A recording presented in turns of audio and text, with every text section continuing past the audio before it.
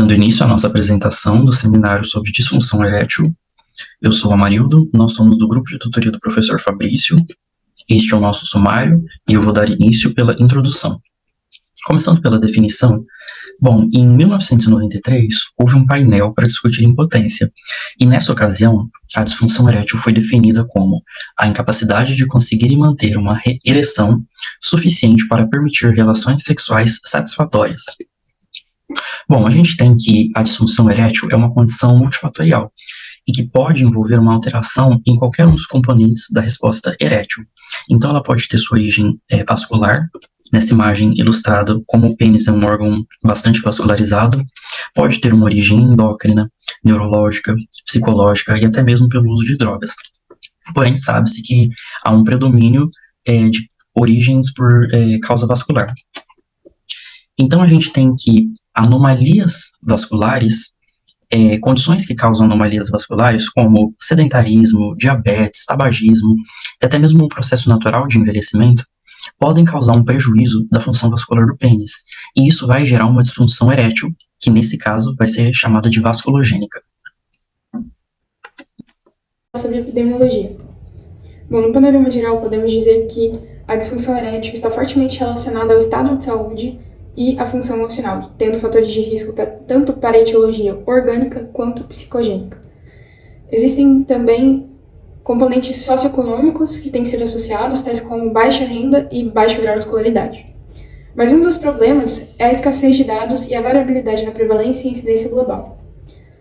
Porém, um artigo da Nature afirmou que há maior prevalência nos Estados Unidos, no Oeste e no Sudoeste Asiático do que na Europa ou América do Sul.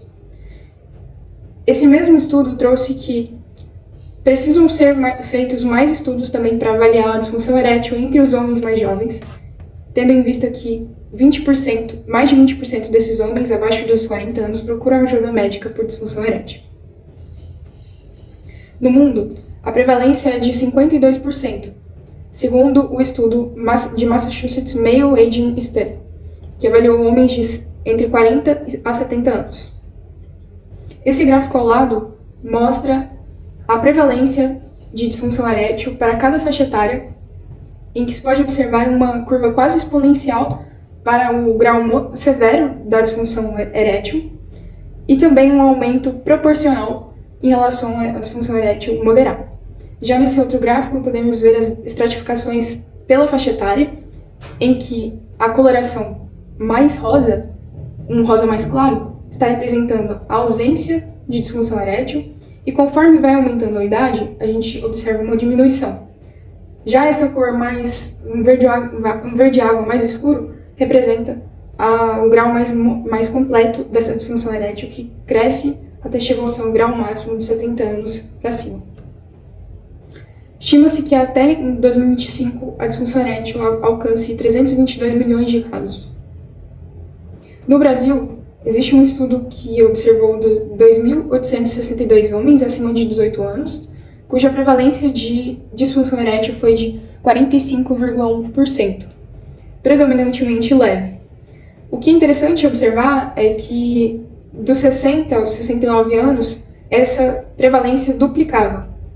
E na faixa de 70 anos para cima, essa prevalência triplicava em relação à faixa etária dos 18 aos 39 anos, sendo que a incidência no Brasil é de 65,6 casos por 1.000 pessoas por ano.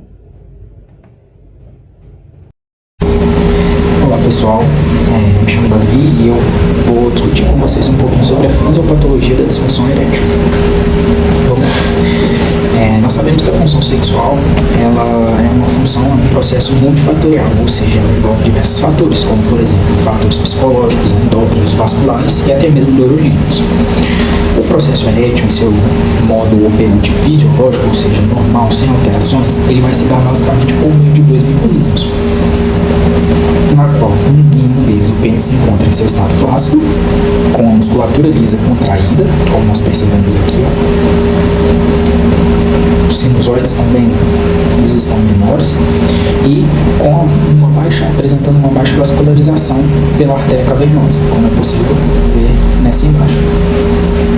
Já na imagem 2, outro estado é mostrado, que seria o estado relaxado, no qual a musculatura lisa ela se encontra relaxada, nós vemos uma expansão dos sinusoides e também uma autovascularização pela artéria cavernosa. É possível perceber aqui. Mas, pessoal, a nível molecular, nós precisamos entender como ocorre tanto o estado flácido como o estado relaxado, para que daí, então, possamos entender como ocorre o estado patológico, ou seja, como ocorre a disfunção erétil. Então, basicamente, nós temos aqui um mecanismo de contração no músculo liso que a gente pode exemplificar da seguinte maneira. Uma fibra adrenérgica, ela vai liberar a norepinefrina. Essa norepinefrina, ela se liga a um receptor alfa, que vai fazer com que ocorra a liberação do fosfatidil-inositol bifosfato, que transforma um fosfolipídio em IP3, que é o inositol trifosfato.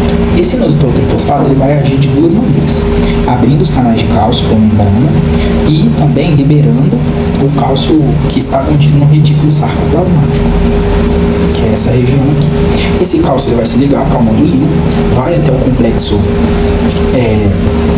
miosina de cadeia leve, né? E então, esse complexo faz a fosforilação da cabeça de miosina, fazendo com que ocorra a formação de pontes cruzadas, e então nós temos por resultado a contração da célula lisa. Mas de maneira análoga, nós temos também outra proteína chamada de ROA, e ela no seu estado ativado é o seu módulo com GTP, que libera uma proteína ROC. Essa proteína vai agir também na miosina, fosforilando a miosina, causando também a contração.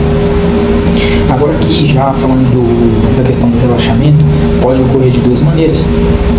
Pode ocorrer através de uma fibra não adrenérgica e não colinérgica, que libera o óxido nítrico.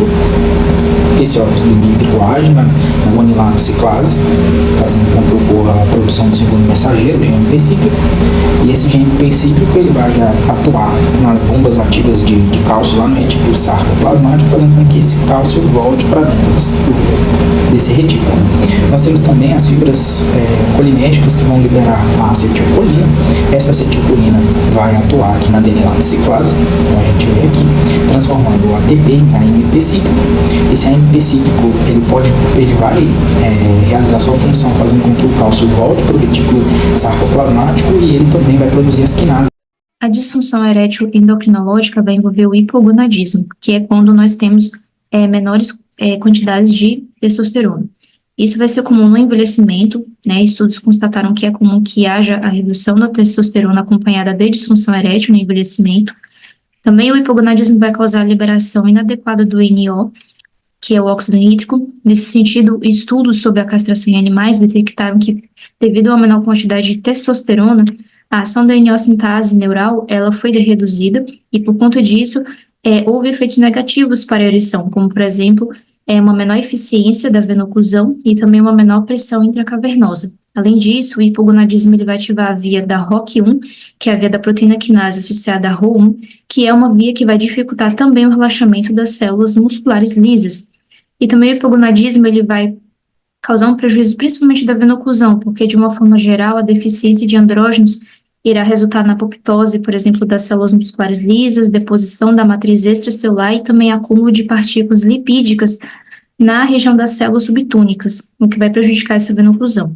Outro aspecto também da parte endocrinológica é a hiperprolactinemia, que é quando a gente tem altos níveis de prolactina. Isso irá inibir a estimulação neural dopaminérgica, o que vai também reduzir a secreção do hormônio liberador de gonadotrofina, o que também vai reduzir a presença do hormônio luteinizante, que é importante para a produção da testosterona.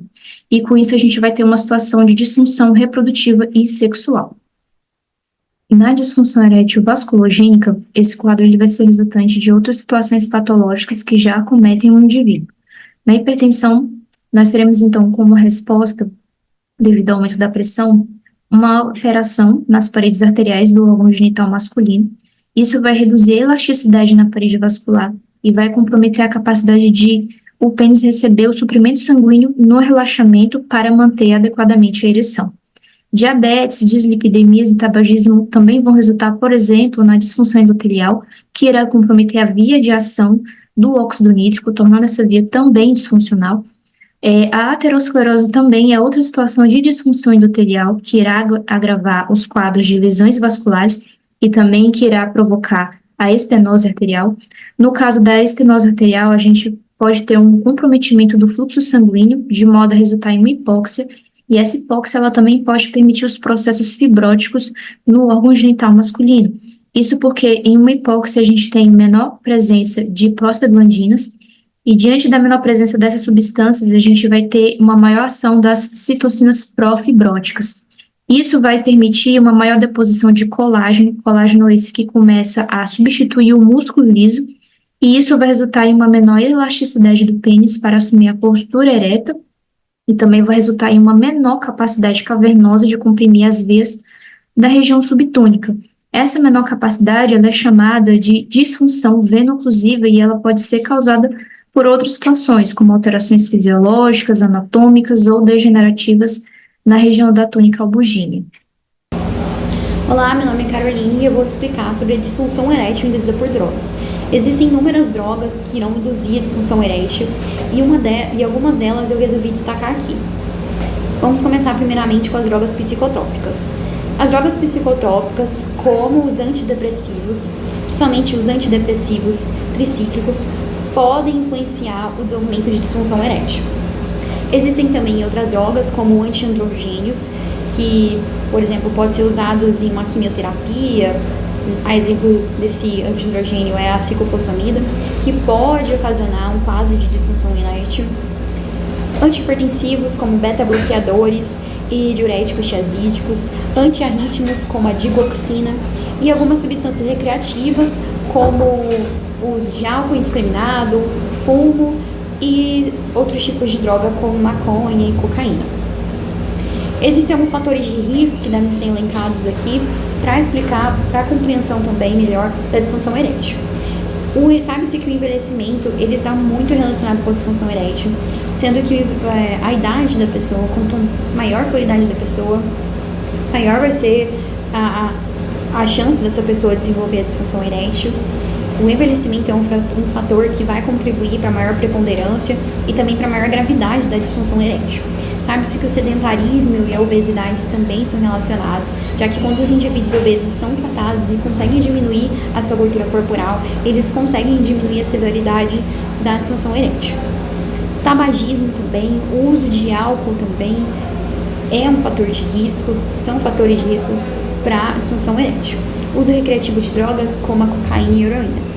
A cocaína e a heroína, por mais que elas possam contribuir para um aumento do libido e excitação sexual dos indivíduos, sabe-se que depois daquele momento que se passa esse período de excitação, esse indivíduo não vai conseguir manter a ereção por um certo momento. E isso vai acabar contribuindo para uma penetração mal sucedida. Algumas síndromes metabólicas devem ser também elencadas para melhor entendermos quais são as influências dela no quadro de disfunção erétil. Uma dessas síndromes metabólicas é diabetes mellitus. Existe uma pesquisa em que foi feito, em comparação do quadro de disfunção erétil com pessoas que apresentavam diabetes mellitus tipo 2 e homens que não apresentavam o quadro de diabetes mellitus tipo 2. Nos homens que possuem diabetes mellitus tipo 2, apresentou-se 3 vezes mais, as taxas são 3 vezes maiores de disfunção erétil do que homens que não possuem esse quadro de diabetes. A hipertensão e a dislipidemia também estão associadas a esse quadro de disfunção e o hipogonadismo também. Bom, em se tratando do diagnóstico, ele vai compreender fatores de risco. Esses fatores de riscos, eles são compostos por causas tanto físicas como causas psicológicas e até mesmo o estilo de vida que o paciente ele vai levar. Ou seja, a presença de doenças cardiovasculares, depressão, o estresse, tudo isso vai comprometer essa funcionalidade. Já o histórico clínico ele está diretamente englobado com um cenário de identificação, ou seja, uma causa subjacente desse problema, da disfunção erétil, como também a forma que o médico, ou seja, o especialista, ele vai planejar todo esse tratamento individualizado. Porque uma vez que esse processo fisiológico ele está diretamente ligado tanto com a regulação hormonal, como questões de estado emocional e até mesmo a atividade cerebral desse paciente. Em se tratando desse aspecto diagnóstico, a anamnese e a entrevista médica, hoje, atualmente, se tem um tipo de entrevista que é validado e que é comprovado e tem sido muito efetivo para essa avaliação da disfunção erétil, que é o denominado de CIED, ou seja, que é uma entrevista estruturada sobre a disfunção erétil, que ele é composto por 13 questões que vão estar diretamente ligado com um mapeamento específico, um mapeamento que tenha essa confiabilidade de realmente retratar quais são as áreas que estão sendo afetadas, estão tendo influência nessa disfunção erétil. A fim de um melhor diagnóstico e uma melhor estratificação de risco, são necessários também exames físicos e exames laboratoriais. Dentro dos exames físicos, nós podemos pedir também uma avaliação de tórax, avaliação geniturinária e uma avaliação do sistema vascular periférico. A avaliação do tórax é importante para a gente poder analisar, no caso, uma ausculta cardíaca e uma ausculta pulmonar, o que pode nos indicar, por exemplo, batimentos irregulares e anomalias respiratórias. Dentro da avaliação do tórax é importante para a gente perceber se há ou não a presença de ginecomastia, o que pode indicar, por exemplo, o hipogonadismo. Na avaliação geniturinária, estamos buscando ver se há presença de plaquetas fibrosas, no caso, pode indicar para a gente uma doença de Peyronie, e também, no caso, se há fimose ou frênulo curto, fatores que podem dificultar uma ereção. Na avaliação do sistema vascular periférico, estamos buscando ver, por exemplo, se a questão de sopro, ou seja, o fluxo turbulento, ainda se há uma bradicardia ou uma taquicardia, podendo indicar, no caso, possivelmente, se vai ser um hipotireoidismo ou um hipotireoidismo, e ainda caso de oclusão venosa, o que vai dificultar a chegada do sangue e, posteriormente, dificultando, é claro, a ereção. Dentro dos exames laboratoriais, o que devemos buscar analisar é a situação cardiovascular e metabólica e tanto a função gonadal. Na situação cardiovascular e metabólica, podemos pedir, por exemplo, exames tais como glicose em jejum, hemoglobina glicada e triglicerídeos, que vão nos ajudar a perceber essa questão. Já na função gonadal, podemos pedir a testosterona livre, por exemplo, e SHBG, que são os hormônios sexuais ligados à globulina, para avaliar essa função, essa disfunção sexual. Em relação ao tratamento, ele é dividido em tratamento de primeira, segunda e terceira linha, mas é necessário que quando haja uma percepção de alteração hormonal, o tratamento ele seja feito em conjunto com o endocrinologista, tendo como definição primária a falência testicular e secundária por causas hipotálamos e hipofisárias. Anteriormente a essas linhas de tratamento também é fundamental que incentive o paciente a realizar uma mudança de vida, como a prática de 30 minutos diários de atividade física, no mínimo, ou até 4 vezes por semana, quando é em casos de obesidade, e a adoção também de uma dieta mediterrânea. Essa primeira linha de tratamento, ela vai consistir basicamente na adoção de fármacos orais. Esses fármacos, ele como exemplo, a sildenafila, tadalafila, vardenafila e avanafila. Esses fármacos, eles são fármacos inibidores de fosfodiesterase 5, que vai ser IPDE5. O princípio de funcionamento deles vai consistir basicamente no fato de que esse IPDE5, ele é responsável pela hidrólise do GMP cíclico no tecido cavernoso. E a inibição desse IPDE5 vai resultar ali no relaxamento da musculatura lisa, com o aumento do fluxo arterial, levando assim à compressão do plexo venoso e também a ereção peniana. Os inibidores seletivos desse PDE5, que são os IPDE5, eles não são iniciadores de ereção, ou seja, eles requerem sim um estímulo sexual para facilitar essa ereção. A escolha desses fármacos, elas vai ser ali feita em conjunta com o médico, mas também levando em consideração os efeitos colaterais, que vai variar a cada medicamento.